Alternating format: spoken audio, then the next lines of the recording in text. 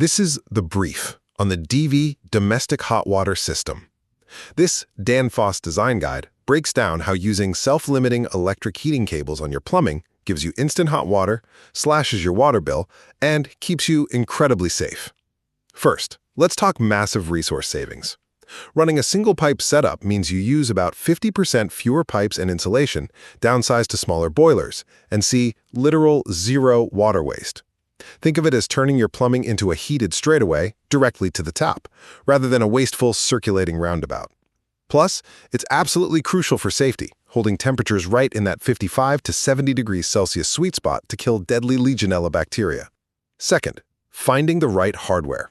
So how do we actually know how much heating power we need? Well, you calculate the pipe's heat loss, which relies on just three things: the pipe's diameter, the insulation thickness, and the difference between your target inside temperature and the ambient outside temp.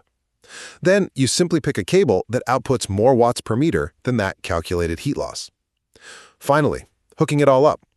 You might be tempted to just wrap the cable around the pipe like a candy cane, but absolutely don't do that. Cables must be laid in straight, parallel lines. Secure them down with aluminum tape, putting the tape under the cable first for plastic pipes to transfer heat.